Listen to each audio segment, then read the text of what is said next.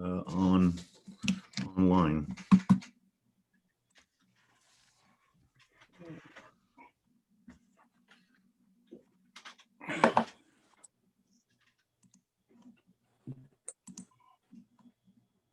Okay, good evening, everyone. Thanks for joining us this evening for our October general meeting here on the Zoom system. So I want to welcome everybody. I'm going to call this evening's meeting to order. We have the acceptance of the agenda, the rules of order, follow-up from the last general meeting of September 24th. Our members of council are going to provide roundtable updates this evening for the community.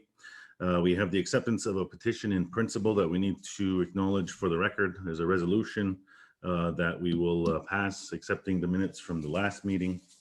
And then we will make some announcements, and we wanted to share a video that we have at the end of the meeting in regards to the CBSA domestic lane. So if I could please have a motion to accept the agenda. Moved by Connie, second by Julie. All of those in favor, please raise your hand in front of your camera. All right, thank you. So this evening, Chief Daryl Lazor is not able to join us. He's been out sick this week, so sends his regrets. So at this time, we had developed a general meeting cancellation protocol that when we were meeting in person, we would, in the unfortunate event that a community member would pass, we would move the general meeting location should that member have been from that district where we would normally have held it. But in today's event, we're having the meeting virtually, so we don't have to move the location. But I do want to ask for a moment of silence to acknowledge all of the families who have gone through the loss of a loved one since the last month, and we pay tribute to those members we have lost. So if I could ask for a moment of silence.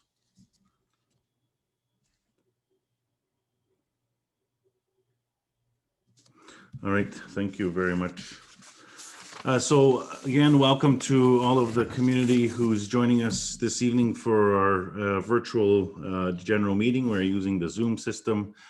We know that we are now dealing with a global pandemic that started in March, and one of the safety precautions that we must do is not have large gatherings and continue to social distance, and keep our wash our hands frequently, and all of the health precautions that we've been taking. I do want to acknowledge that it's been extremely difficult for all of us. I think that when we started when the pandemic started in March, we didn't probably think that it would be going this long as it has. And I do want to thank all of you, the community, individually and collectively, for doing our part to keep ourselves safe, our community safe, and doing our part as we get through this pandemic. I do want to say that it's not easy for any of us. We do know that we are feeling a bit frustrated at times, but I just want to acknowledge that we thank all of you for doing your part. So for this evening's general meeting, we're going to start generally at 6 p.m. We'll go to about 8 p.m. based on the discussion this evening. Personal issues, as they have always been, will not be dealt with in this forum. We ask that personal issues please handle them one-on-one by calling our office or one of the, reaching out to one of the district chiefs to discuss those individually. We don't want to discuss that in a public forum. This is a meeting for the members, but we do record and stream it to our social media pages later on for the rest of the community to receive the information as well. So personal issues will not be dealt with. Because we are not in person, we will take questions at the end. So normally we would ask that you keep the questions relevant to the presentation, but because we are on the Zoom system, we will take questions after all of the presentations and updates have been done. So I please ask, if you have questions, please jot them down, and then at the end we'll take those. For those that are on the phone, I don't think we have any on the phone. *6 is to unmute yourself. If you are familiar with the Zoom system, we ask that you please raise your hand on the Zoom system if you want to speak. Otherwise, unmute or and kind of make an indication that you'd like to ask a question. I'll acknowledge you, and then you can go ahead and proceed to ask your question. If there are any items that have been raised for follow-up, we will, and we can't answer them or they need to be followed up on, we do make a note of them and report them back at the next general meeting. And we can also report them back to you individually if you request.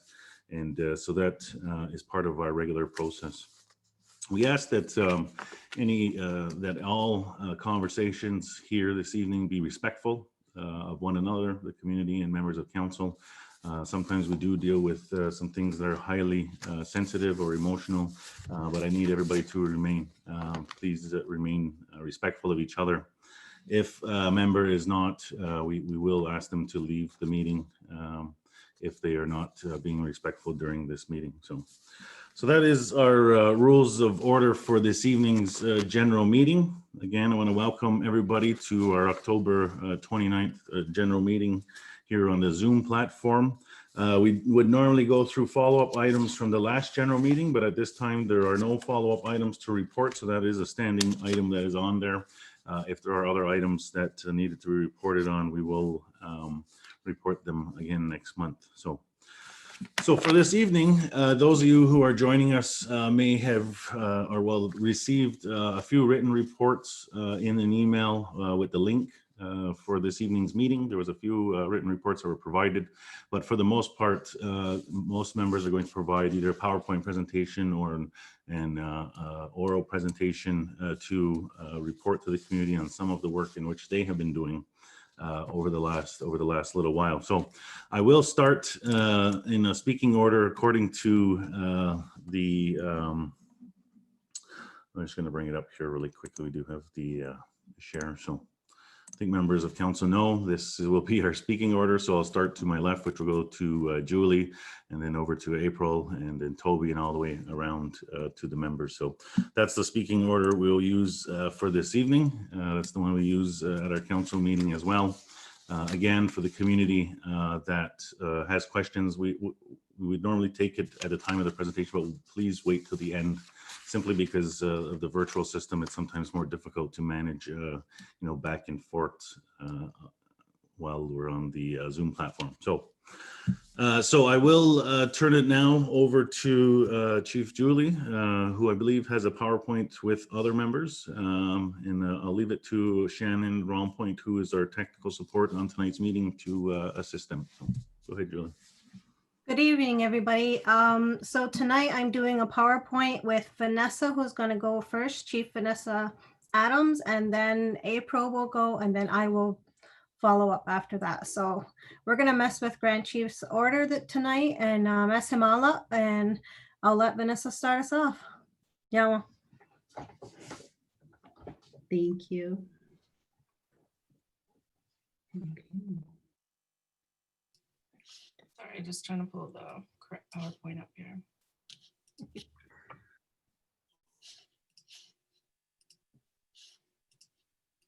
There's benefits to going first, and there's these things that happen when you go first. So We'll just get be the patient. bugs out.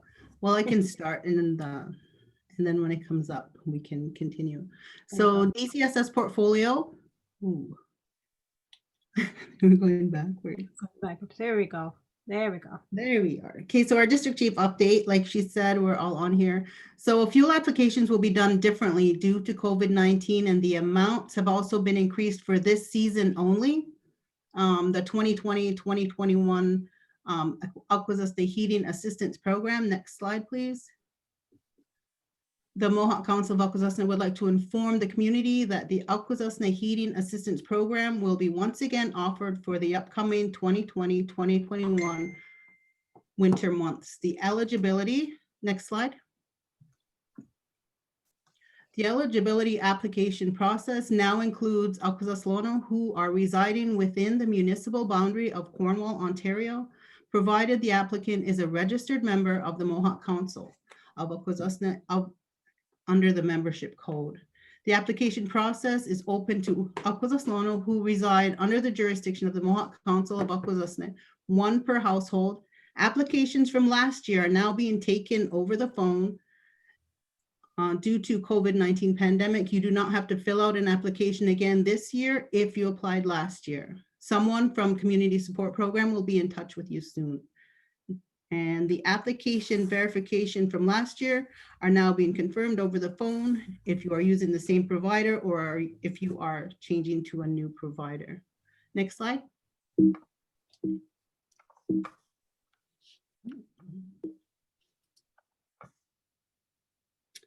Public safety update. The Hogansburg Akwesasne Volunteer Fire Department and AMPS partnered to provide the Akwesasne Mohawk school students with Halloween awareness and fire prevention safety tips. We appreciate the continued efforts to promote a safe and healthy Akwesasne. Next slide. Our cannabis working task group, we are now working at full capacity towards the completion of the applications received. For more information on where you can get an application, please contact Kylie Tarbell at Economic Development, now located at the Peachtree Trade Center, Unit number 3. Next slide, we'll continue with April. Good evening, everybody. So this is the health portfolio, the flu shot clinic. The flu shot clinic is being held November 4th in Kentenhkó. The Mohawk Council of Akwesasne's Community Health Program will be hosting the next flu shot clinic on Wednesday, November 4th, 2020 from 2 p.m. to 6 p.m. in Kentenhkó. The flu shot clinics are being taken by appointment only.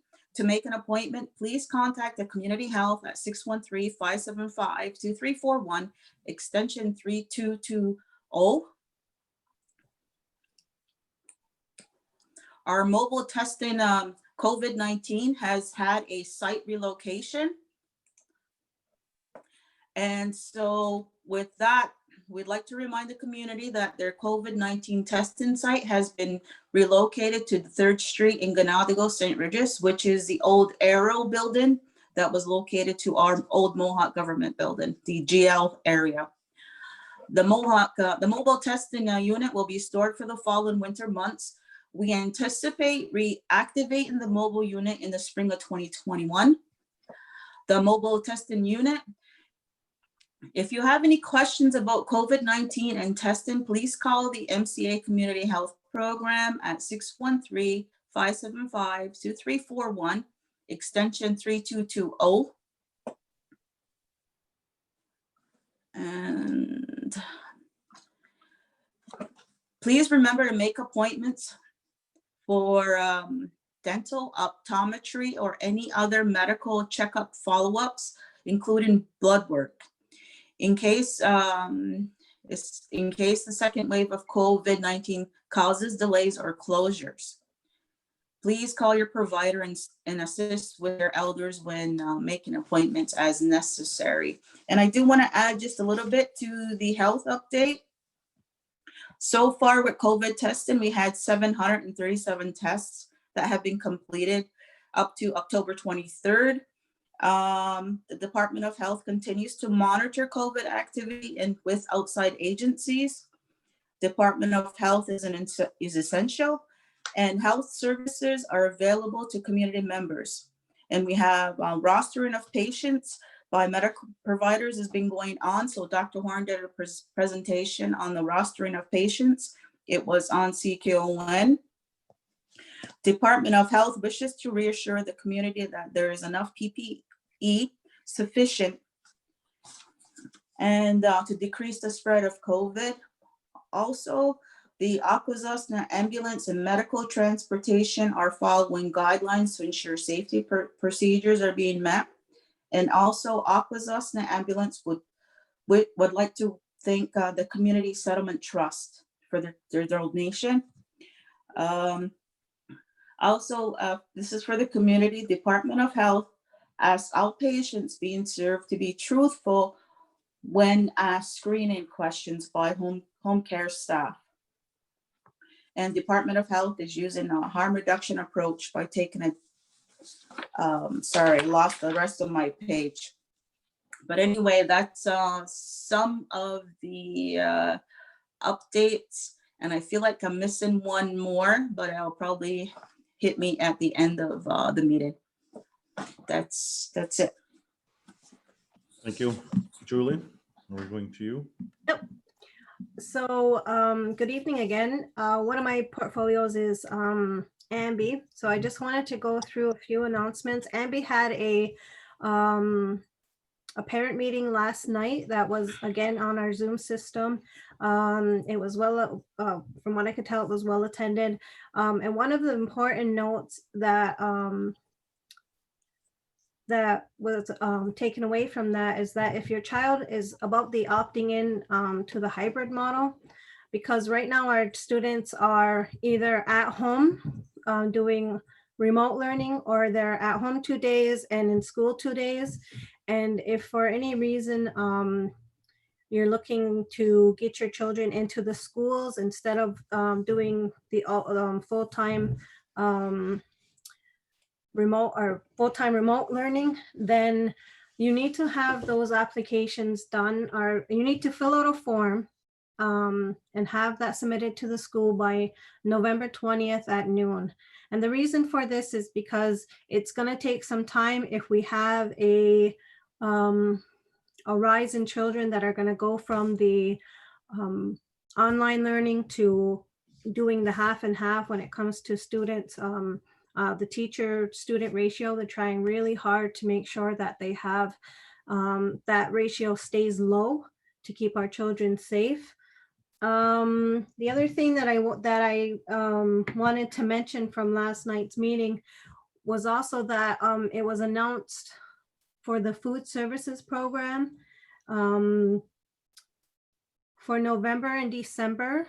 The hot lunch and the breakfast that's served will be free for all students that are in the hybrid model.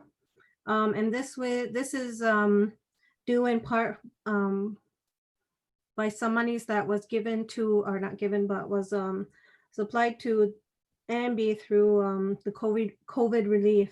So starting in November, for November and December, hot lunch and breakfast will be free for students that are in the hybrid model. So I thought that was a very good announcement.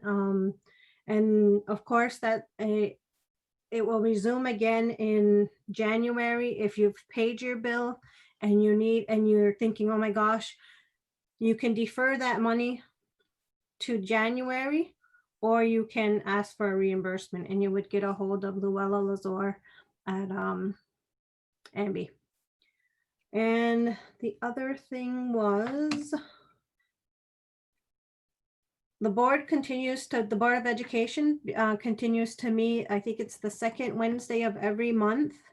And I just wanted to send out a big Nyamankoa to our Director of Education, all of our staff at Ambi, all of our teachers. You know, they've done an excellent job in keeping our students safe through all of this change and all of this COVID experience that we're having. They're doing the best that they can, and they have a lot of they receive a lot of good feedback, which is great to hear. And I think that it's also important, you know, for our community to let them know that when they feel that they're doing a good job, because it's not easy to do. Oh, geez. It's not easy for them to do this. This is all new to everyone. So I am also on the justice portfolio, and I just wanted to add that, you know, we've been working hard at getting our compliance, which has now moved under public safety. We've been, Chief Connie Lazor and I have been working hard at trying to get some new monies for the compliance program so that we can, because during this whole thing of COVID, we've seen that the need for more compliance officers is great to be able to implement and to enforce our community laws. I'm sure Connie has a whole bunch more on that, so I'm going to leave justice to her, and I'll ask Shannon to go to the next slide, please. So the Halloween and holiday task groups, there was a number of chiefs that were on that, and we'd like to thank the various programs and recreations for the hard work for working to create a safe and healthy Halloween by creating amazing online virtual activities. We recognize that this is unprecedented times, and your hard work and ability to adapt to these new virtual environment to reach many community members is truly appreciated. As we enter the holiday season, the challenges will continue, and we will help to promote and assist to provide COVID-safe activities in the new year. And for many of our families, and for tonight, I'm sure like my family was, we were playing bingo right up until I think it ended just in time for this meeting. So that was great to see. Next slide, Shannon. So the waterworks, I can't remember how to say it. It was a task force on the waterways. That's what it was. Chief Vanessa, Chief Connie, Chief April, and Chief Carolyn were all part of this this group. We concluded for the 2020 boating season, but continue to work towards getting all of the signage ordered that will be put in place in the spring ahead of the 2021 boating season.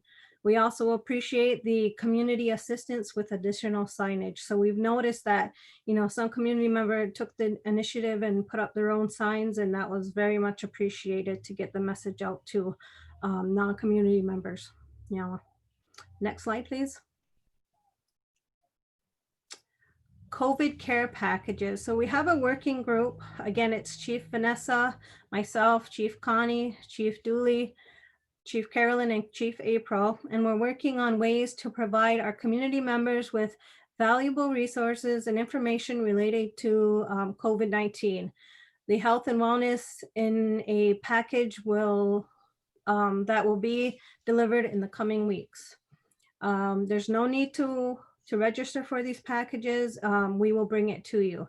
So that's something that we've been working on throughout the last few weeks, is getting ready for the second wave of COVID. Next, please. Oh, that's it. Yeah, everyone. All right, thank you very much to Chief Vanessa, Chief Julie, and Chief April for the update on some of the work that you have been doing over the last little while. We're now going to turn to Chief Toby, if you would, please, to provide an update. Okay, so I also have a PowerPoint.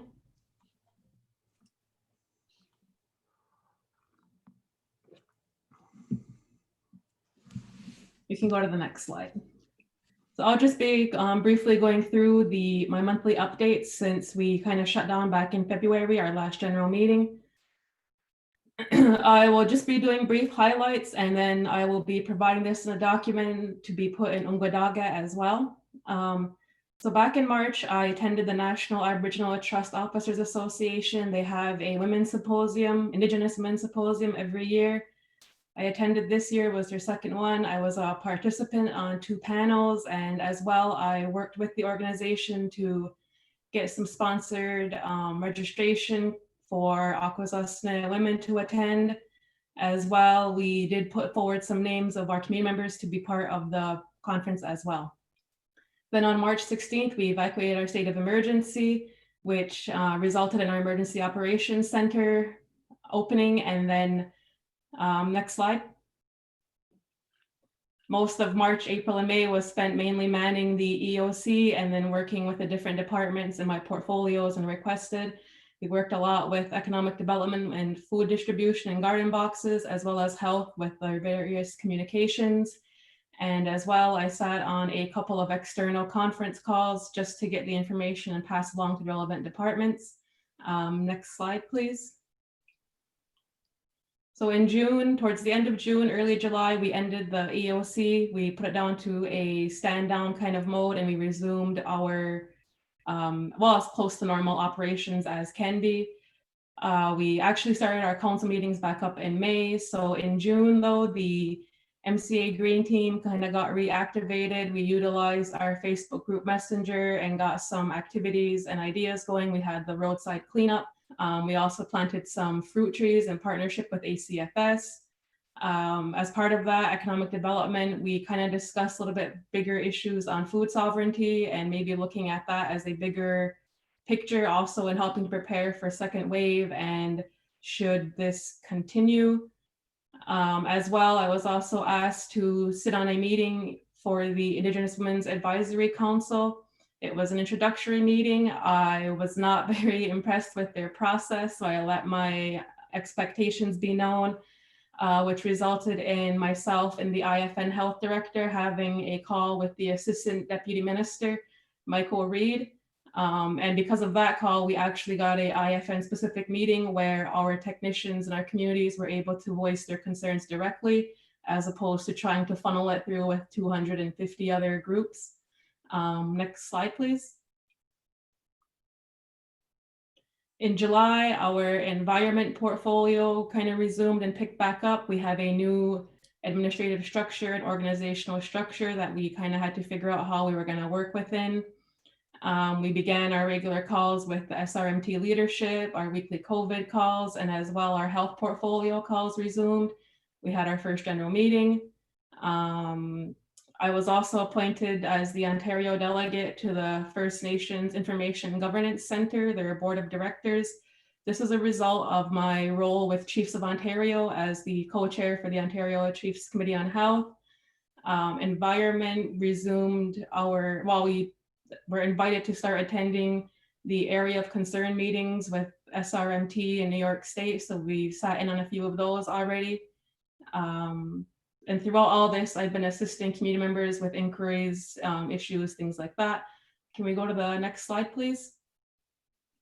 So in August, our Untitled stuff resumed. Another chief will be speaking more to that later. I continued with the portfolio meetings, and I actually took a week to myself this week or this month. Next slide, please. So then in September, our Harborfront Development Corporation began meeting. Again, there will be more in-depth reporting on this from another chief. We were presented with the rostering concept for RAMQ, which as Chief April alluded, was presented on CKON. It's already being done in Ontario, so this is going to help us kind of determine and show the need for more physicians within Akwesasne. Throughout the environment department, so at the beginning of September, our program manager, Peggy Pike Thompson, retired after many years of hard work and dedication to Akwesasne. She earned her rest. So Abraham Francis is currently our acting program manager. He has kind of gone through and helped to secure a little bit extra funding. So they've brought on a couple of extra environmental project aids. So currently Curtis Lazor is an environmental assessment officer. Dylan Point is the marine liaison officer. JC Hall is our environmental field technician. And then we have Kaylee Jocko and Megan Mitchell as environmental project aides specific to different, obviously, projects. Taylor Mitchell is our conservation officer. Brittany Bordage is an environmental field technician. And we welcomed Scott Peters back, who had been assisting the EOC since everything kind of went into activation mode with COVID. And as well, I attended the first, the AGM for the First Nations Information Governance Center. Next slide, please. And then so in October, we had a meeting with Finance Canada, specifically for nation building. We had our co-owners meeting with the Harborfront. I attended another meeting with regarding the area of concern. I also attended a Chiefs of Ontario meeting with Ontario and Canada to discuss the Canada-Ontario agreement, which basically is management and remediation plan for Lake Ontario. They have a First Nation specific annex that they expanded on with good intentions, but it didn't work out that way. So we expressed our concerns and issues, and we're waiting the next draft of that. As well, the Thompson Island Youth Camp applied through Jordan's Principal for funding for a handicap accessible water taxi. The funding came through. we have the parts together. So right now we have Norman Peters, Fred White, and Mike Buckshot who are assembling the boat. And then they'll be towed to Rogers Marina to have the big motors put in. And also, I just want to thank Jessica Shenandoah for her work in securing the funding and doing the application. And as well, I just want to add a couple more things specific to the health updates. We are working with, actually, you can go to the next slide, Shannon. It's just my contact information. Or not. But we are discussing how to work with SRMT, their health department, on how to get a bigger and better, clearer picture of health in Akwesasne, because we do realize the border puts up some kind of issues there. We've had initial discussions and kind of outlined some of our obstacles. We are now currently looking at how do we kind of work around those. One of the big things is the data, because we kind of collect it in different ways and with the different privacy laws. So we are working together to try and figure out what we can share and how to best share it so we can both utilize it. It's been quite the process, but we've been working on that with them. We've maintained that our numbers will be staying with the Eastern Ontario Health Unit and with Cornwall in the broader sense, just because with our very close connected community, it would be very easy for privacy to be violated. And as well, you know, people have been dealing with the social media aspect. So it's just to kind of maintain those. And I spoke about rostering. So that is everything for me. Like I said, I will be putting all of the text in the slides into a Word document and putting it in Ungwadage. Yawa. Thank you, Toby, for the update. Again, just to those of you that may have joined us, we're going to wait to the end to take questions. It's just a little bit easier, so we ask that you please jot them down while the presentations are happening. And then after all the presentations and updates are done, then we will we'll entertain the questions. It's just easier to manage because we're on the virtual Zoom system. Okay, so now I'm going to go to Chief Carolyn, and then we'll go to Chief Connie after that. So Carolyn.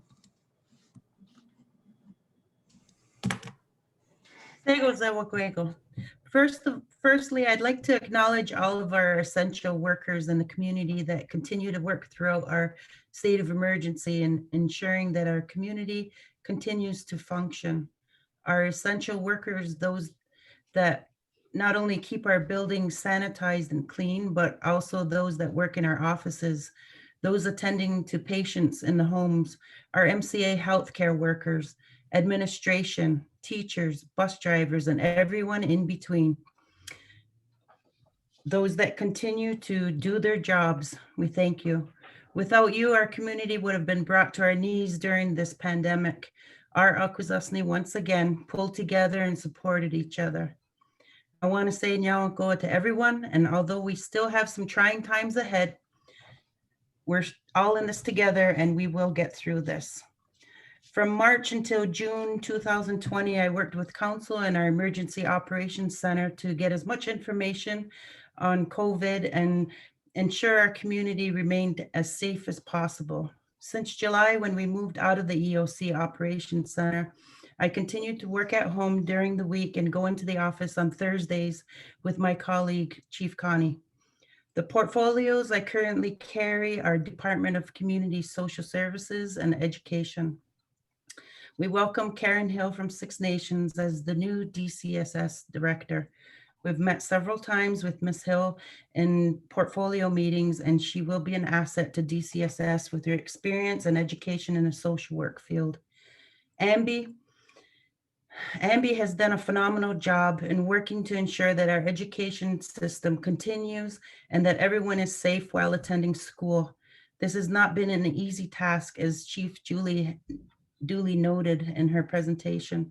And I would like to thank all that have been involved in trying to get some sort of normal with education. Nyawa to the parents of Ambi, who are doing their best to ensuring that their children are getting online for their remote learning. I know this is not easy for anyone.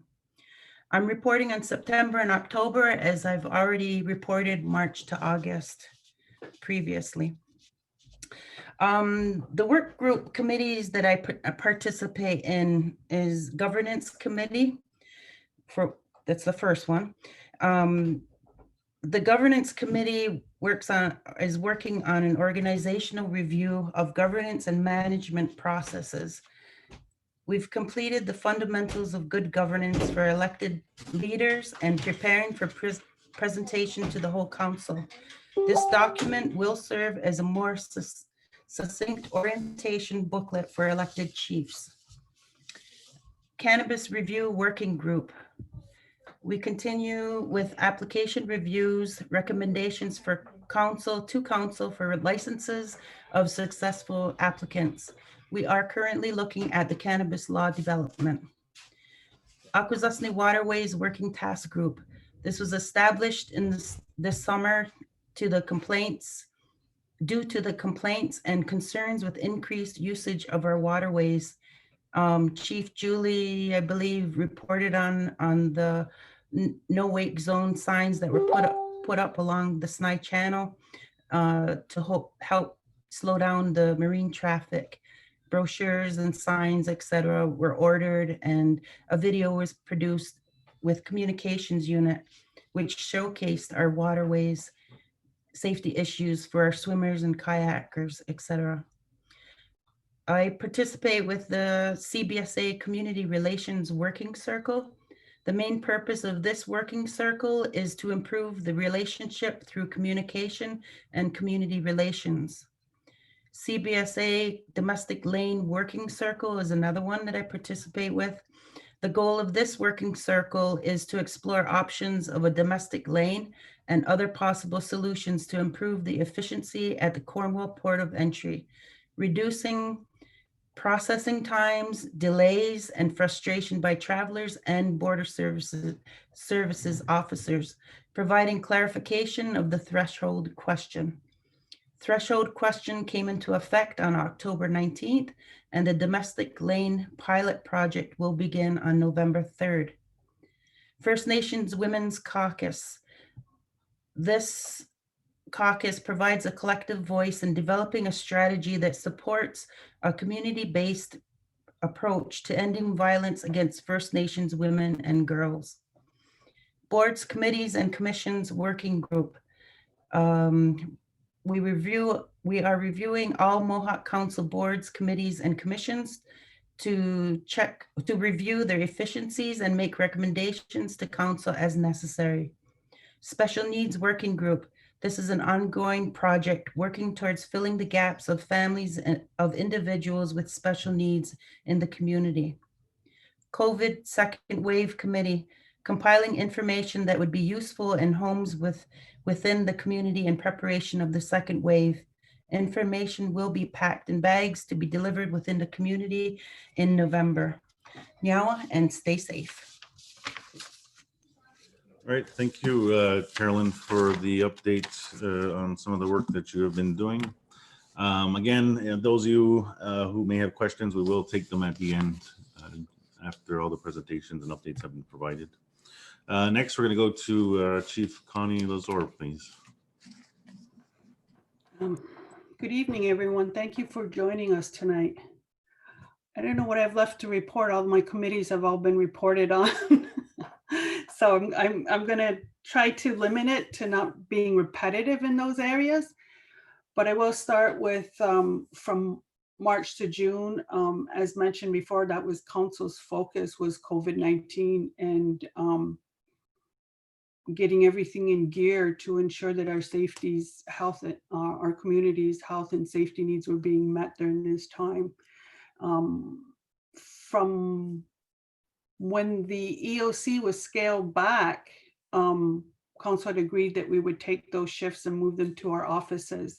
So I attend Thursdays with Chief Carolyn at the Admin 1 office, and we continue to meet that obligation. I participate in weekly meetings, as everyone else has mentioned. We have our council meeting on Monday. Tuesday, we have a border update meeting with both borders. Wednesday, we have our council COVID-19 meeting where we gain additional information and have discussion on next steps. Friday, we are having leadership meetings With the tribe, we initiated them to be every week. Now we have them every 2 weeks. June came about eventually, which was a little bit brighter for us. Staff was returning to work. I began providing my weekly reports to council and my monthly reports to the community. So my portfolio updates, I hold portfolios of justice and public safety. As Chief Julie mentioned earlier, the compliance program, we've been seeking funding for this for quite some time.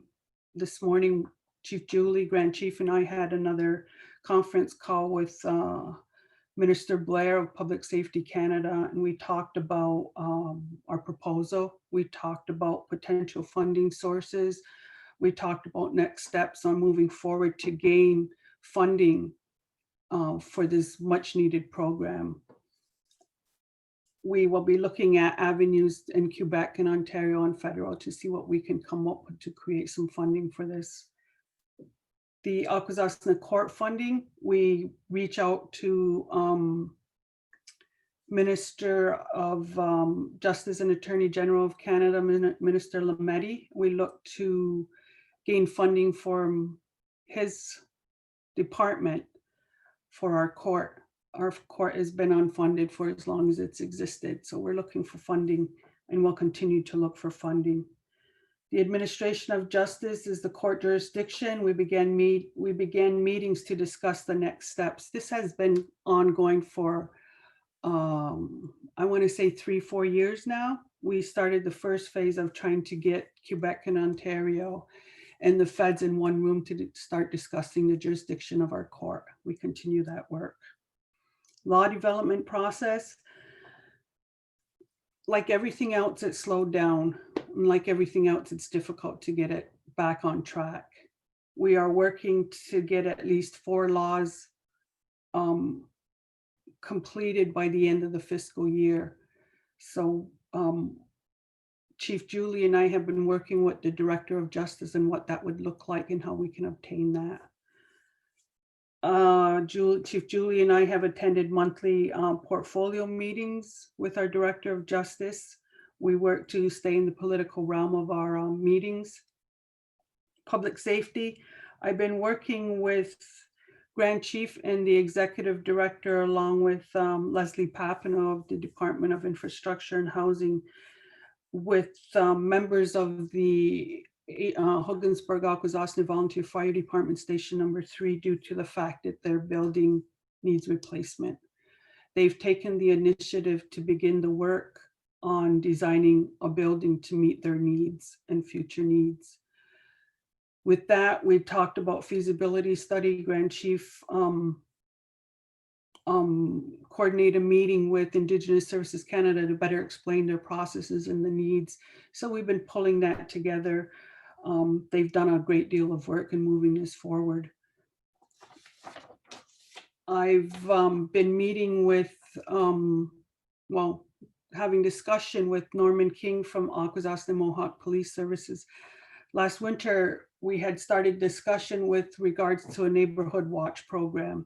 And that neighborhood watch program came about at one of our district meetings in Snai last winter because community members felt that things were happening and there was no avenue for them to report anything without the fear that came with that. So Norman said he had been thinking about it and looking into it, and we thought maybe it was finally a good time to bring it forward. So he was looking at a template.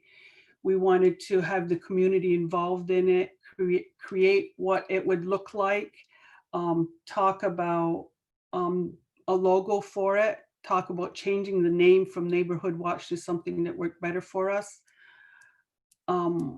We were going to present that at the March general meeting. That didn't happen.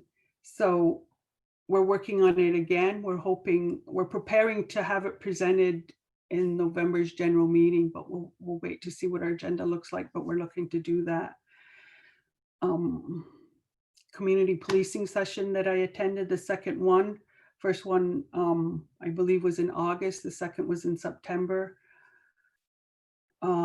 Additional work outside my portfolios. A lot of chiefs have already mentioned those committees, the governance committee, that's an interesting project. And I think that the chiefs that are on there, we're all learning a lot of all of what it entails to do the governance of this organization and for this community.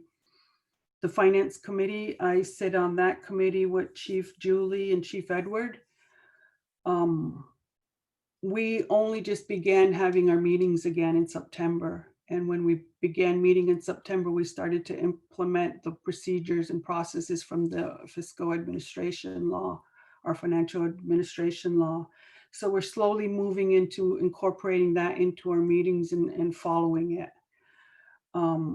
The same committee sits on the Dundee settlement, and we're starting to look at fulfilling the requirements of that settlement as far as financial components are set. We spoke of the Waterways Committee. That's going to be ongoing. We're gearing ourselves up to be prepared for next season early. We ran out of time this year to complete what we wanted to do, but we will be ready to get involved again next spring. The Cannabis Working Group, again, Vanessa spoke to that. Julie was, and Carolyn, Chief Edward and myself are also on there. We've been working on the applications. We meet 2 to 3 times a month, and we started that again in June. So we've been, and now we're tasked with the law development process. Second Wave Committee was mentioned, the review of the board's committee, commissions, and authorities. We felt as a council it was time to look at all the charters that existed for all of those and maybe pay closer attention to what they look like and what they mean for us. The recreation meetings, we started that in September, and because of Halloween, right after the first meeting, it all turned to the focus of Halloween. But in the initial meeting, all recreations had a common need, and that was for staffing. If they are to resume their normal operations, they're going to need staff to help with that, based on the fact that we have all these health and safety protocols in place for COVID. So they made sure we knew that it was a necessity. I also brought to council's table last week the elders advocate position, and council, I wanted to know if we wanted to move forward with that, and if we wanted to continue the avenue of looking what that could offer for our elders of Akwesasne. So I had drafted a job description prior to that. It's very, very drafty, but Chief Julie and Chief Carolyn helped me do that. They reviewed it for me, provided comment, and let me know what we could add and what was missing. We passed that on to the ED's office as per council's direction. My additional committees, I also participate on the CBSA leadership table. That comes from the design think tank that MCA and CBSA had worked on and had some large meetings for it. So Grand Chief and Julie and I attend those in a quarterly fashion. I attend the community relations table that Chief Carolyn mentioned. I've also continued to participate in the AFNQL meetings over the last few months. They've had various meetings with regards to weekly COVID updates, racism and discrimination, Bill 61, Quebec's economic recovery, their quarterly Chiefs Assembly, and presentations of their commissions and organizations, which really does provide some good information. And recently they were having one on the implementation of the United Nations Declarations of Rights of Indigenous Peoples. I believe that's it. I hope that I've remembered everything I was doing and could provide it to you. Thank you for listening. Yeah. Thank you, Chief Connie, for the update. Now we're going to move to, Chief Vanessa had provided the PowerPoint presentation earlier on. Chief Teresa has provided her report in writing, which was sent out to all of those who requested the link this evening. So that is in there as well. We'll go to Chief Joel Azor.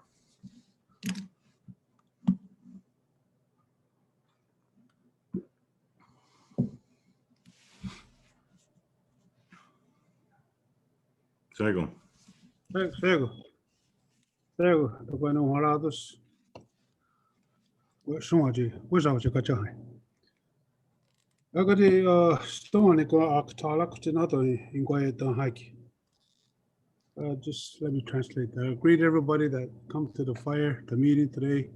I just want to update what we've been working on since the COVID hit March 16th, slowed things right down. Eventually, things started picking back up. We sit on the called the Iroquois Caucus community members, 7 community members that sit on this caucus. So with that, Ganawage, Ganashadage, us, Kentenhkó, Six Nation, and Wata, and Oneida sit there, representatives of the Grand Chiefs. So what they did, we had issues with our hunting and harvesting, with our people going off to other communities. So they formed a working task group. We called them the IC Working Hunting Group. And that's what we've been working on. There's other chiefs with me that work on the protocols when you go out to these other communities. Because what's been going on is the province and some provinces don't recognize us just going hunting off season, certain guns, certain permits, and they're charging our people with unlawful hunting. So that's what we've been working on, trying to get everybody to not get arrested, to respect other community members. We're trying to make the protocol work for everybody. And what's going on right now in Nova Scotia with the lobsters, they're having a hard time, and that's who we've been sitting with, was the Wishtagush community, trying to set protocols for moose harvesting. Because some of our people go up there and from here, they get arrested. And the first thing the province or the police officers or game wardens is going to ask you, do you have permission to hunt in this territory? So that's what we were working on, to get that established, simple protocol. So that stuff has to stop. So far, some people have been going up there, some got arrested, some didn't, some got away, some went right up and challenged it. So what happens when we get the end of it is we're already in court. There's legal fees, there's they've been charged, guns, trucks, everything's been compensated. So we've been working with that, and we're pretty much got it wrapped up. What we're going to try to do is put an education component of it to our people here before they go, and even how they travel, what you need to travel on them highways, how to be safe. It's one of the major directions on that. So we're working with Mohawk and Akwesasne right now, because where everybody's going to the east right now to harvest moose, and that's where a lot of Kanawagalonas hunt out there. Some of our guys, and how it splits now, the west part of us is Six Nation, Wata, and Kentenhkó. They go onto the Ontario side, and they're starting to get arrested now too. So all this protocol we're trying to put in place and bring it up to, right even up to the national level. So that's what we've been working on that for since the COVID hit. COVID slowed a lot of stuff down, but we're moving, and hopefully we can get it kind of signed, sealed, and delivered by next year's hunt. And then I'm also working on I was sitting on the AFN Language Act, but we kind of completed that. The Language Act got approved. Now that it's going to go down, trickle down to the community, different communities. We had a meeting, Zoom meeting with them last week, and they're putting a commissioner in place. putting everything in place about the language, who's gonna get what you got in your reserve as far as speakers. All that stuff is gotta be put in place. So we're trying to make a working task group over here with our Board of Ed, see what we can do. It's a big it's a big project. I'm gonna call it a project because we didn't know what to call it at first.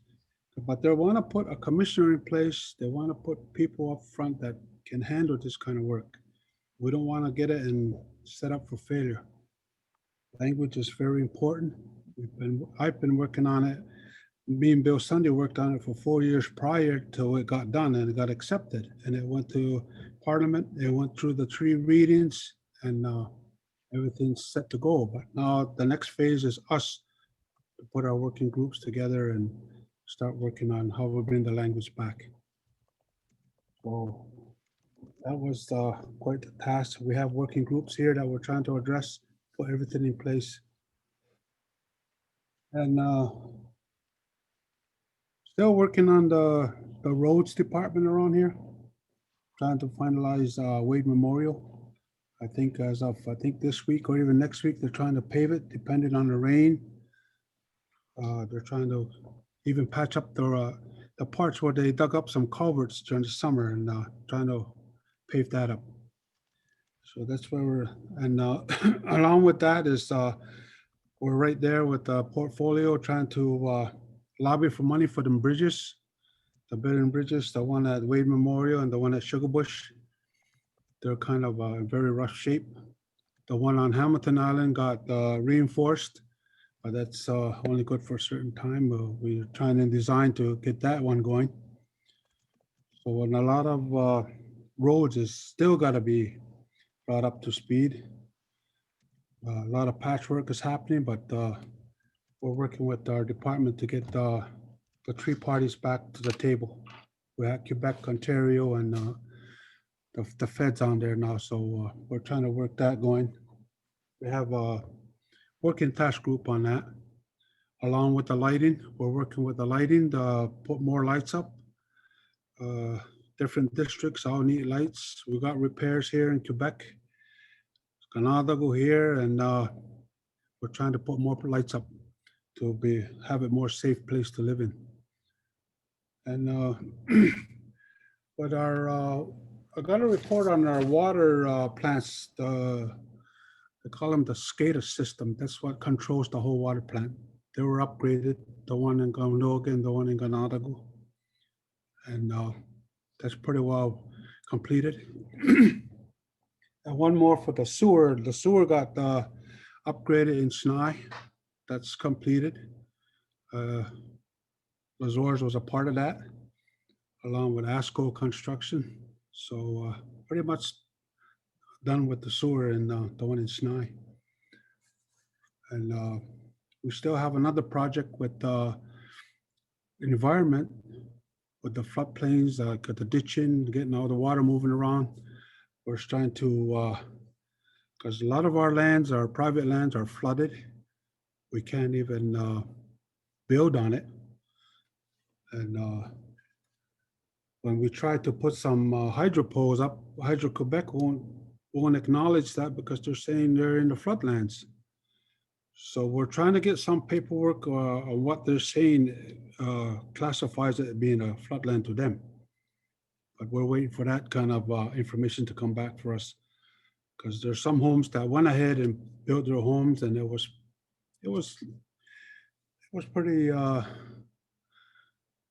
pretty shaky. The water tables were high, but he managed to put 2 houses on there. But again, it's Quebec Hydro that's going to come in and put the poles up, and they don't really agree with the water table being so high. So we're trying to get some information what to do with that. Still working on that. So I got one more here. Hold on. And the SNI school study is happening for a new school. The HVACs for the old school is in design.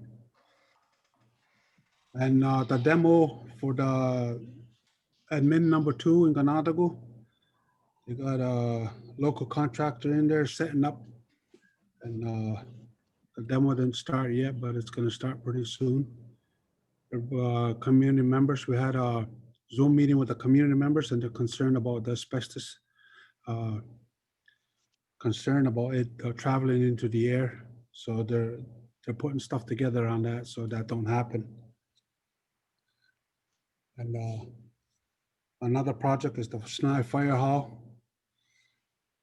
That's been run to the ISC project for funding. Come to our table. We're trying to get either repair it or put it down, put a new one up. It's a pretty old building. So, and the other project was the AMPS Central Police Station on Kona Island. That's in, that's still in the studies. So we're still working on that.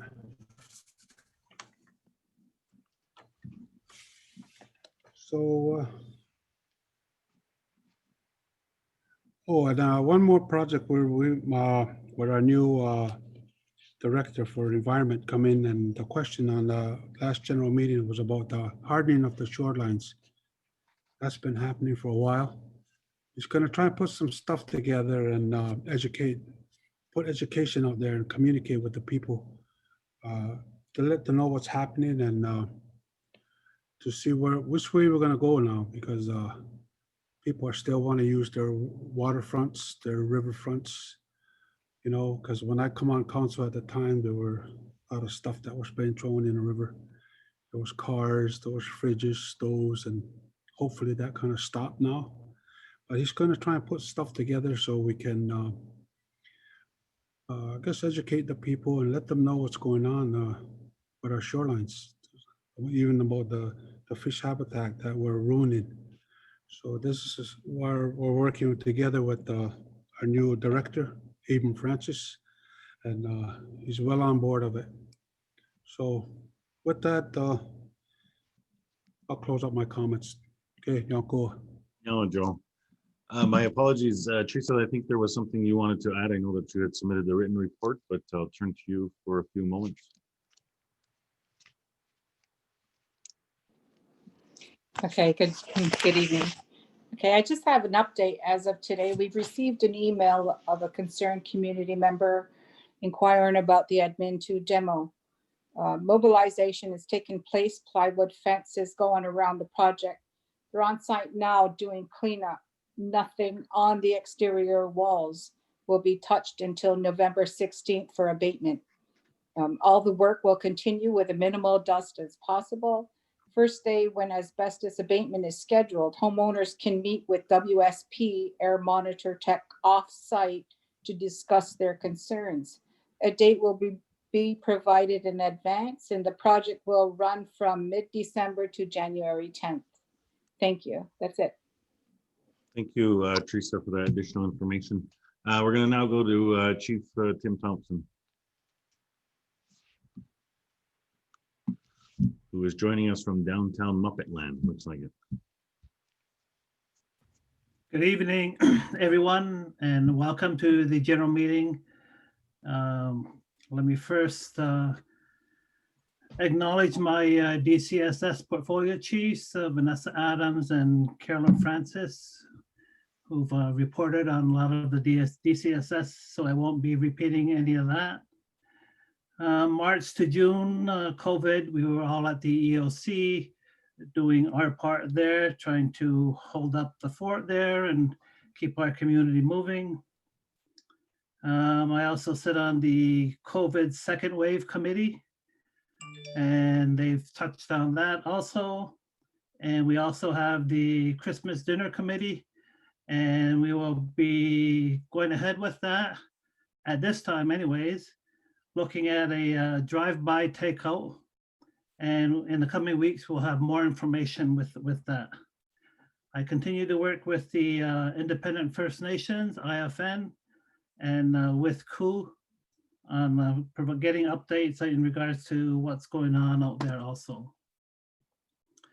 My main reporting tonight will be on Government Secretariat. I want to acknowledge my chiefs under Government Secretariat, Chief April Adams Phillips, and the one and only Edward Rompoint. Under the Government Secretariat, there are a number of programs and that are ARROW, Aboriginal Rights and Research, which is headed by Cactus Sunday and Philip Whitecree. I give both of their names because Cactus was out of the office on assignment with Justice for a little while, and she is just returning back. We also have Communications, which is headed by Shannon Rompoint and her crew, who are doing an excellent job in getting the COVID information and keeping the information flowing to the community members and on the radio and newspapers. So we give them a big round of applause for their work and all of their staff there also. We have Nation Building with which is headed by our elder, Peter Garrow. And Peter Garrow and his crew are also continuing their negotiations and meetings. And Chief Edward will provide an update in regards to Nation Building. We have Hydro-Quebec and OPG liaison, Natalie Jacobs, who also works under Government Secretariat. And April Adams Phillips will provide an update in regards to that. And we also have Chelsea Francis, and all of these, Chelsea works under Mohawk government as their government support manager. And all of these people report to the Associate Director, Donna Rompoint. So ARROW has currently moved out of the GNL building and is currently located in Admin 1, the A-frame building downstairs. We currently have regular portfolio meetings and have added a technical meeting prior to our portfolios to address any technical issues that may arise.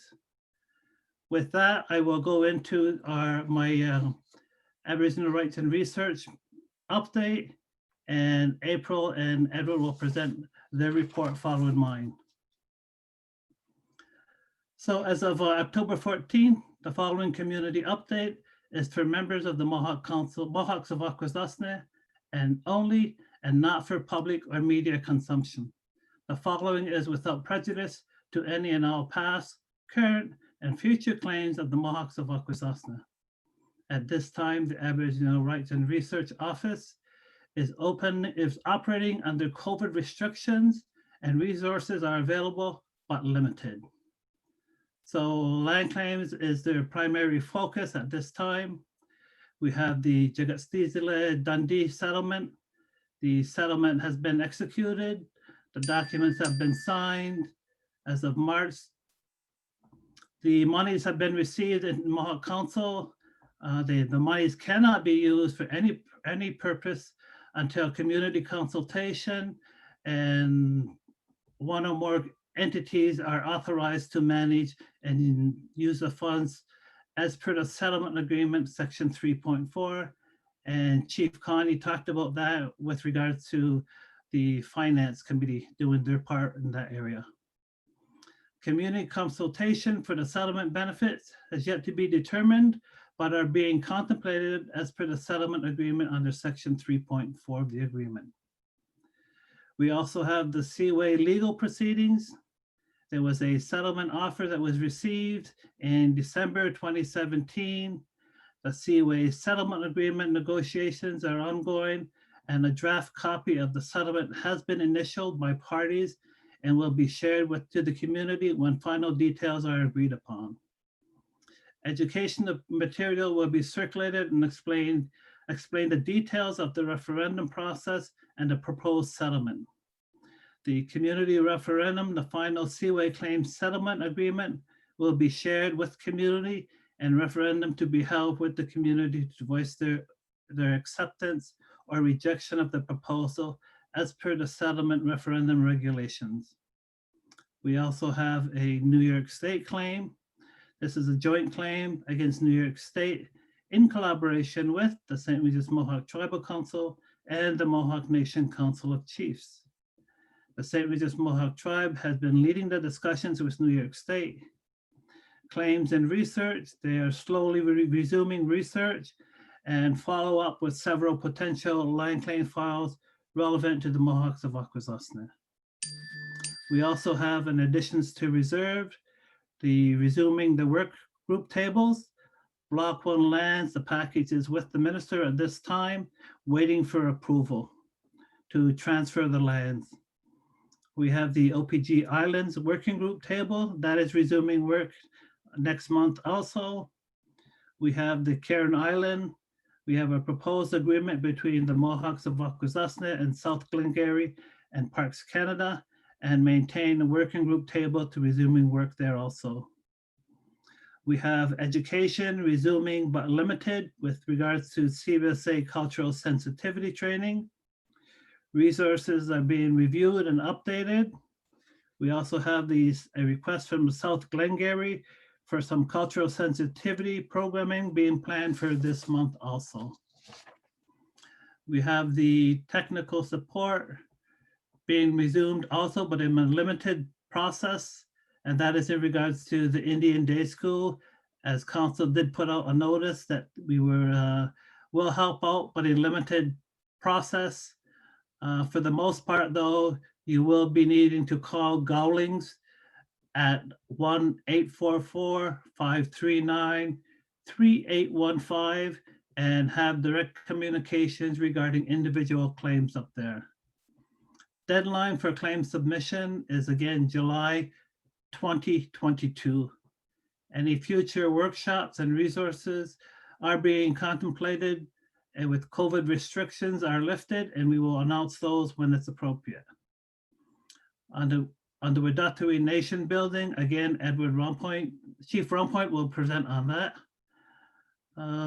With that is all I have right now. So I thank you all for listening and have a great evening at this time. Thank you. Thank you, Tim. So we will go now to Chief Edward Rumpoint.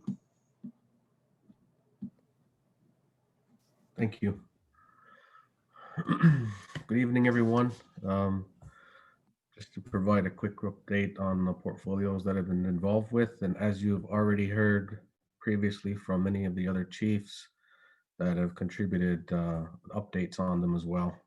So economic development, currently they had moved during this COVID pandemic shutdown out of CIA 3 into the Peachtree Mall Unit 3, and they have initiated some COVID-19 public safety protocols in which they would kindly like to express to the community if they want to make an appointment to please call, as well as bring a masks, which are mandatory. We've recently received funding from the Indigenous Community Business Fund for $100,000 to support businesses who were not eligible for other support services. And when the call out was done, they had received 92 applications. Due to that high response, they are still processing, and the issuance of checks will begin within the next week. They are currently developing a small business week in partnership with the St. Regis Mohawk Tribes Economic Development, which will take place November 28th to December 5th. They've extended it over a week as opposed to one day to ensure everyone practices social distancing. More details will be released in the upcoming weeks along with participating Akwesasne businesses. Next slide. Other regular operations that are in effect are the tobacco and cannabis licensing, the small business grant, the Akwesasne Economic Development Fund, as well as development of some training. One of the bigger projects that is being undertaken and has really gotten some progress, but again, we're waiting on a few things that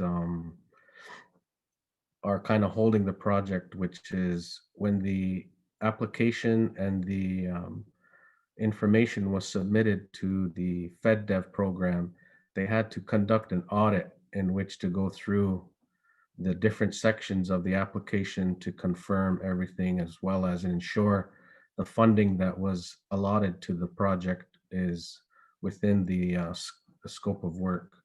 So right now they're working with a consultant and information services specifically to get SNI connected due to the ongoing issues with Bell's phone lines as well as the internet lines. So we've prioritized that district to try to get them activated with a better internet service.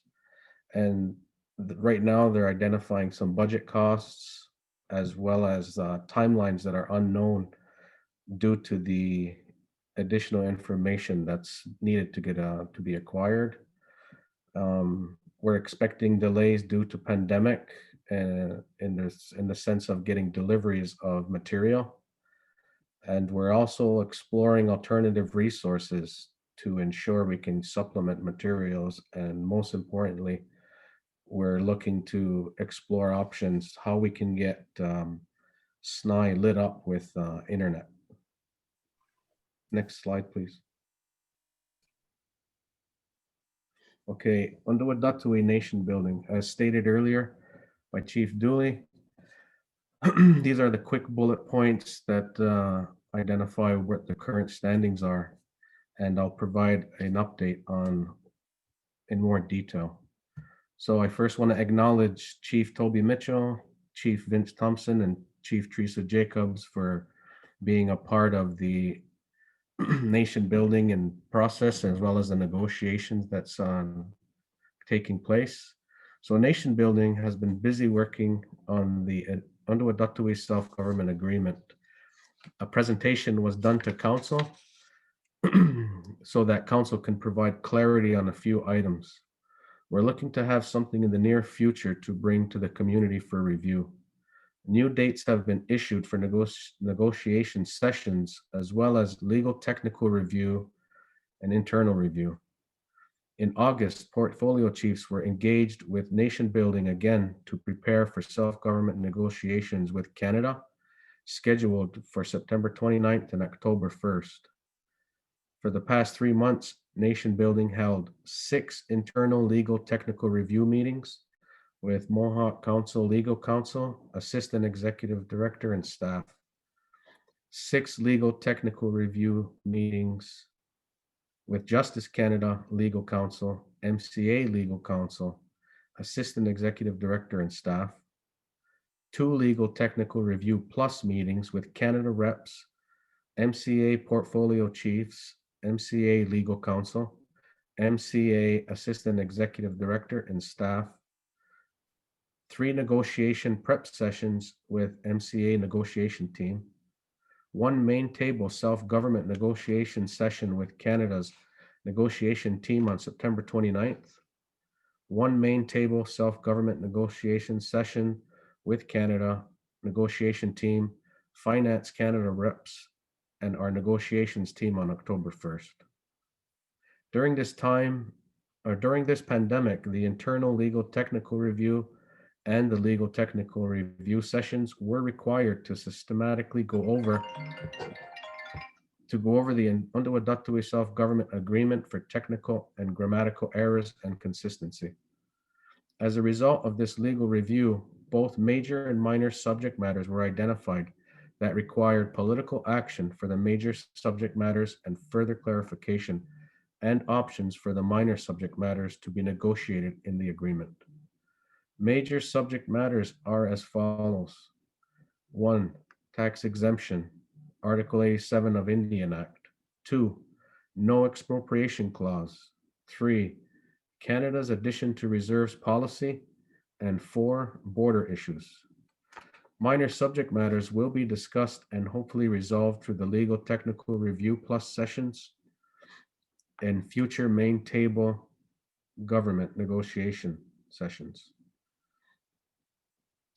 There's been much progress as the complete Untitled self-government agreement has gone through the legal technical review process and requires continued negotiations with Canada to finalize the minor subject matters and come to resolution on the major subject matters. Our next main table self-government negotiations are scheduled for November 10th and 12th by Zoom. The November 12th self-government session will be with Finance Canada's representatives to discuss tax exemption Article 7 of the Indian Act. On those major subject matters, we are holding a firm stance in getting Canada to understand the importance of those main subjects, and that we are not leaning in the direction of looking at what is going to be somewhat suffice to that. We're standing firm on that with what it exists today that we want to exist going forward. So that's the update on the nation building. Next slide, please. Environment. So as reported earlier by my colleague, Chief Toby, I'm just going to provide additional points of acknowledgement as well as what current projects. So the Environment Department now operates under the Department of Infrastructure and Housing. After many years of service, Program Manager Peggy Pike Thompson has retired. Nyamo for your dedication and hard work in making the environment program a critical part of Akwesasne, as well as the team that assisted you in making this happen. Our new interim program manager, we welcome Abraham Francis. Abraham brings his passion and knowledge, both academic and traditional, in continuing the direction our environment department is heading, as well as new tools and insight to help further enhance future projects. Current ongoing projects include the Wallkill River Basin Project, shoreline erosion, flood mapping, environmental assessment, Parks Canada, to name a few. Next slide, please. I also sit on the current Cannabis Working Task Group, as mentioned earlier by Chief Connie, along with Chief Vanessa and Chief Carolyn. So currently we are reviewing the draft cannabis law, as well as continued process of applications and reviews. Again, as reported earlier by Chief Connie, I also sit on the Finance Committee, and I am sitting as the chair along with Chief Connie as the vice chair. And as reported earlier, our monthly meetings have resumed. Next slide. That's Kentenhkó. This is what I have on report. Additionally, in the next general meeting, I'll provide an additional update in regards to other committees that I'm sitting on, such as the property acquisition team, as well as the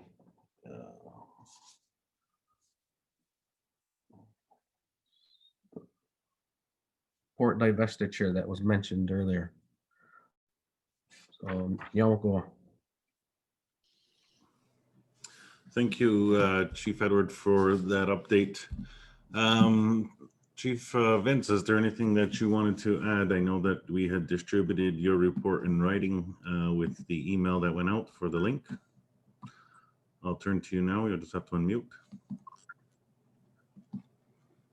Yeah, I just want to mention a few things that really pertains to my district. Good reports for all chiefs so far, and there's multiple committees and working groups that have been established to help ensure that we're moving in the direction with our priorities and our political pressures at things that affect Akwesasne. First and foremost, I would like to thank all the people in our community that are practicing and abiding by all COVID-19 protocols. It's people like you that help keep Akwesasne safe. Kentenhkó. Participating in meetings with SIBC pertaining to the traffic lights on Gawanoga. Reason why I'm involved in that is they changed the timing mechanisms at the lights that's obstructing traffic traveling from east and westbound. And I like to correct that because in negotiations, why Gawanoga agreed to those traffic lights was it was not to hinder east-west travel. So I'm addressing that right now, and hopefully we'll have technicians down here in the near future to address and fix the timing mechanisms at those lights. As Chief Carolyn mentioned, and Chief Carolyn and Vanessa and I sit on the domestic lane working circle. I sit there as a co-chair. And those good points bring out and today, but the main scope was that the domestic lane project was going to be implemented and negotiated, and it was a work done in collaboration with CBSA and MCA to ensure that travelers that haven't left Canada, when they transition back to the port, they have easy transitioning through the port without having to face mixed corridor questions and wait times. So I'd like to applaud all the chiefs that sat on that board. It's moving forward. It's an exciting moment at this time. I feel like a little kid at Christmas, waiting to see how it's going to be implemented in the reception of the public. Wade LaFrance Memorial, 60 meters of reconstruction have been done there. It's been, paving has been delayed due to backlog of projects because of COVID conditions over at the asphalt plant, hoping to start paving by November 3rd, weather permitting, as Chief Joe Lazar stated earlier.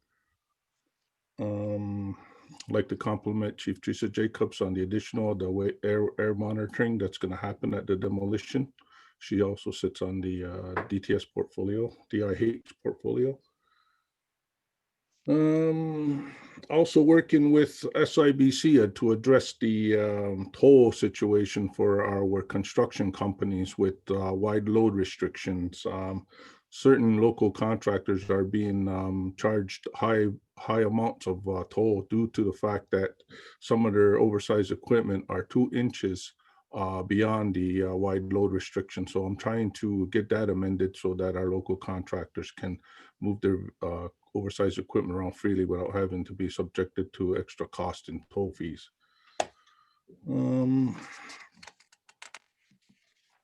And as Joe mentioned, we are a part of, and Chief Edward Roundpoint and I are part of the Harvest Hunting Working Group. We're trying to establish protocols and reestablish the one dish, one spoon concept for our harvesting hunters as they go away to other First Nations territories. But the First Nations hunters going away got to keep in mind and be respectful of the hosting communities that you're entering to. If they have COVID restrictions there, you ought to do respect to the pandemic. Please respect their protocols. And if they're not allowing you to hunt there at this time, and please respect their wishes and try and find a more safer place to hunt. If you have any questions on the protocols being discussed right now, you can contact Taylor Mitchell over at our conservation department. He's very knowledgeable about the ongoings on a protocol setting, and he'll be able to direct you appropriately to wherever geographic location you plan on hunting. Just want to touch base with the language component that Joe and Bill Sunday has been working on. For all the work you guys done over there. It's because it's a long time coming. It has passed through legislation. Now a couple of other chiefs like myself and April Adams Phillips and Joe are moving forward with the implementation that the legislation is putting funding towards restoring our Oglala language in each and every one of our First Nations communities. It includes the school systems. It also includes language nests or outside entities that want to establish themselves to ensure that the outreach of the Mohawk language or our native languages reach everybody. So that way the restoration of the language will be, the greater outreach will be even greater and sustainable for future generations.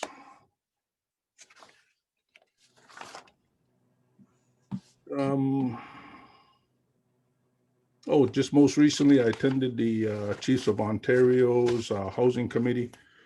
Was very energetic, a lot of good people there. The federal people were there, ISK was there, and there was an initiative that was introduced as a PowerPoint presentation as a rapid homes program that's designed for First Nations communities. I'm hoping to get together after we receive all the information with my fellow portfolio chiefs and staff to sit down and look at this, identify areas that we can benefit from. It's a lot of money that's coming out in the next 5 years, and I would hate to see Akwesasne lose out on this initiative. Other than that, everybody touched base on everything else that I was going to discuss. Yanko to everybody for mentioning everything. Anyways, happy Halloween to everybody, and stay safe. Tokinigo, Yanko. Vince. Chief April Adams Phillips, I'm going to go to you.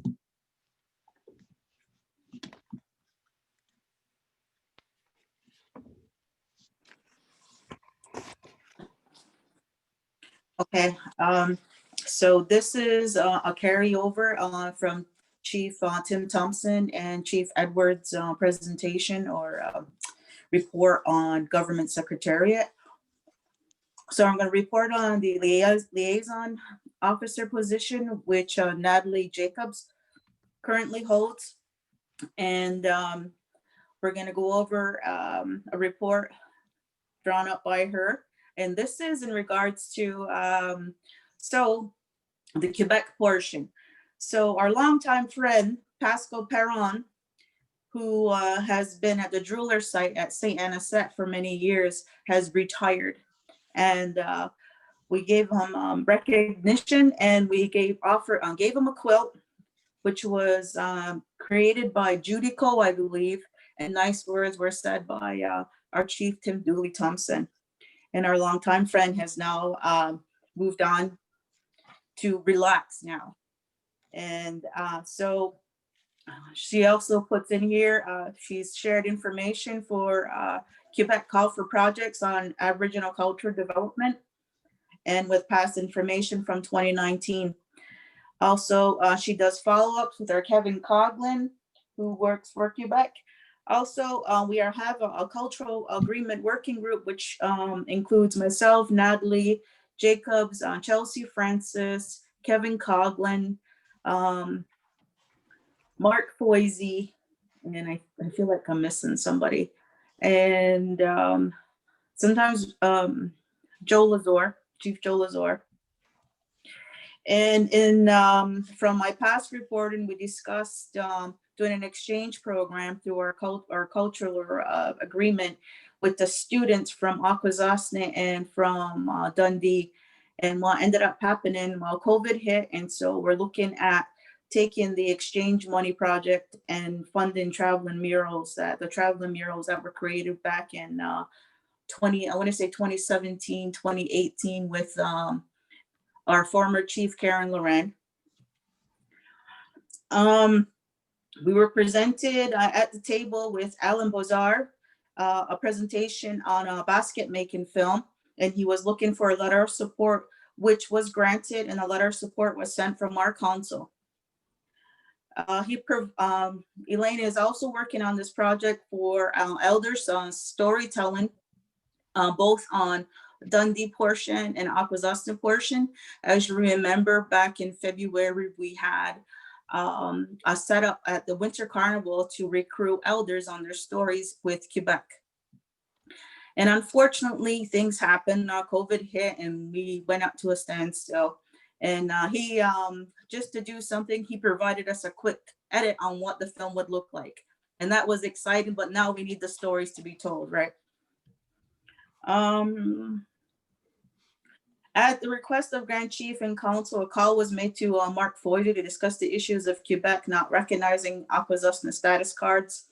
That was back in September 11th. She had some calls with community in regards to QST rebates. What else we have? Shared information on AFN request for input on Bill 66. She shared some highlights from the speech from the throne distributed by AFNQL, and also working drafting a letter for Grand Chief to the Quebec Ministers on Finance points sales tax exemption. Hydro-Quebec provide a list of addresses where trees branches are close to the hydro lines.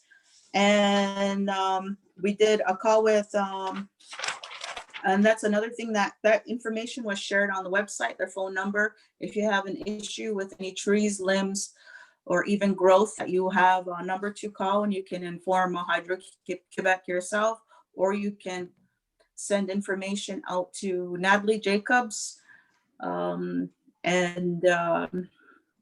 even one of your SNI or St. Regis district chiefs in regards to the overgrowth, and we can forward that information on as well.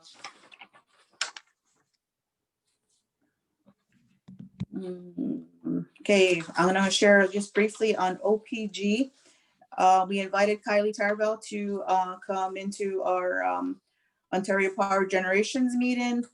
We call these POM meetings because we work with OPG and MCA work together. There's shared job postings for OPG for planning and scheduling technicians.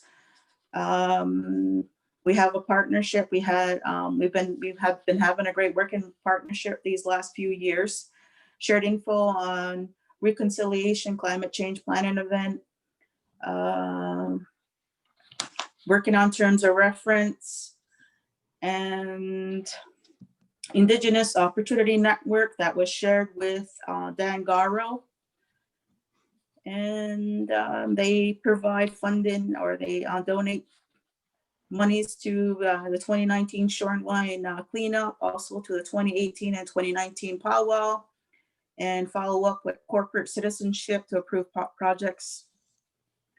Also, I'd like to announce that Brent, I don't know if I'm saying his name, Stawowski is no longer the plant manager for Saunders. He has retired now. Also, I'd like to give a shout out to these last few months out to Marcy Thompson and Keisha Mitchell and the ladies over at ACFS, and along with our green team and Ashley Tarbell, Shannon Rompoint, Waheso, Norman King.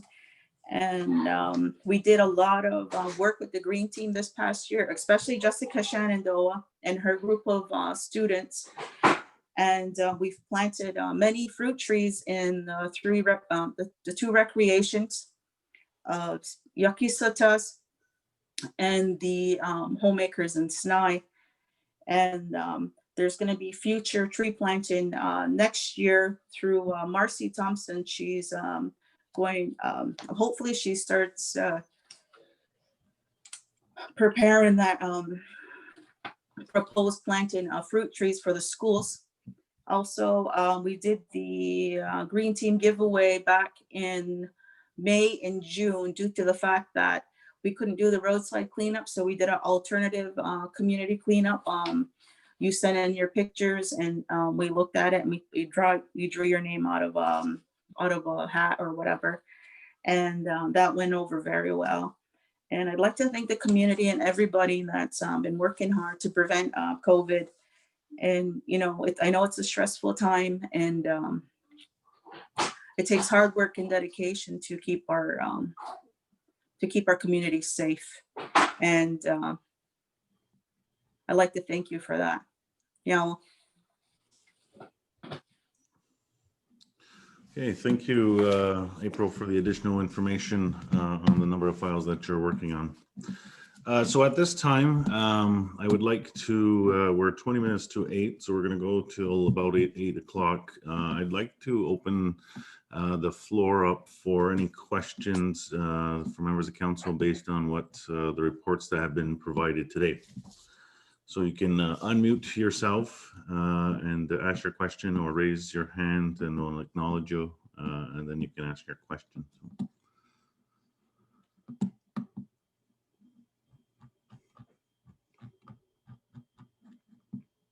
Okay. All right, so if there are no questions then this evening, we will move along with providing some of the formal business that we need to do.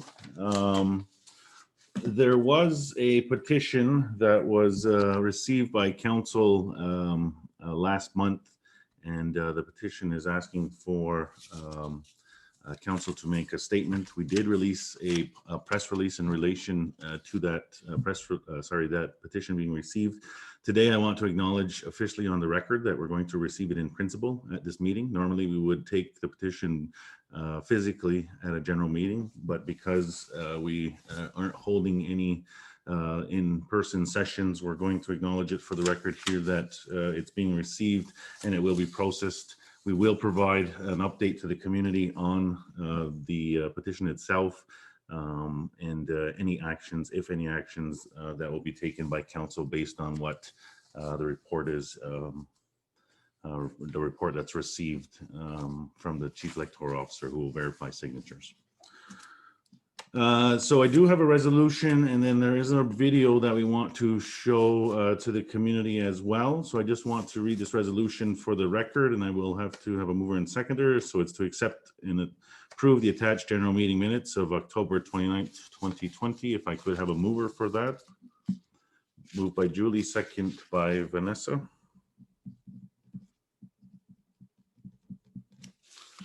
Is there any discussion on this resolution to accept the meeting minutes? Question. If the question has been called on the resolution, all members of council in favor, please raise your hand in front of your camera. Anybody against the resolution, please raise your hand in front of your camera. And I see none that are against it. So thank you, that's been carried. So at this time, we're not hosting any district meetings because of the pandemic that is ongoing. We are having our next general meeting on November 26th. I do again want to thank everybody for joining us this evening. There is a CBSA domestic lane video that we wanted to share this evening with you. You may have seen on our social media that that had been posted and some additional information, but we thought it'd be important to share it today with you again. So Shannon, if you could bring that up. Also, just to remind the community about the meeting on Monday. Abe, do you have more information on that? Hello, I'm Phil LeBlanc from the CBSA Port of Entry in Cornwall. I'm here with Mohawk Council Chiefs Vince Thompson and Carolyn Francis to introduce the new domestic lane pilot project that will begin here on November 3rd. The new domestic lane located in lane 4 at the CBSA Plaza is a dedicated lane for all traffic that has not left Canada. If you are coming from Gowanoga, Cornwall Island only, you will now have a dedicated domestic lane to use. The intent of the domestic lane is to create a smoother, faster border crossing experience by separating the domestic traffic from the international traffic. Please keep in mind that when you are traveling from Akwesasne's districts of Kentenhkó and Akwesasne, you must transit through the United States. Therefore, you will be considered international traffic when you arrive at the port. In order to provide the most benefit to travelers, we encourage all traffic to use the appropriate lane. International traffic, including those coming from St. Regis and Snai, will use the main lanes, 1 through 3. The domestic travelers, anyone who has not left Canada, will use lane 4, the domestic lane. For more information on the domestic lane pilot project, please join us for a community Zoom information session on Monday, November 2nd at 6 p.m. Email communications@akwesasne.ca to sign up for the meeting. You can also read more about the domestic lane pilot project on the MCA website, www.akwesasne.ca.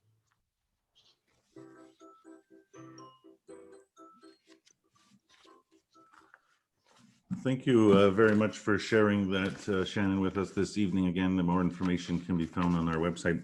The resolution that I had read earlier noted the wrong date on it. I said October 29th, which is today. We can't accept minutes for today. So just for the record, I've noted it to be September 24th, 2020 meeting minutes. So Julie and Vanessa, as the mover and seconder, I just need you to acknowledge that. Thumbs up. Okay, thank you.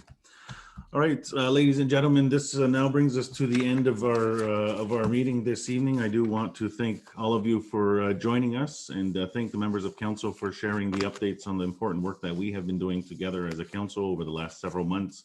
I do want to acknowledge everybody for the hard work that they have been doing to keep us safe during this global pandemic that we are in.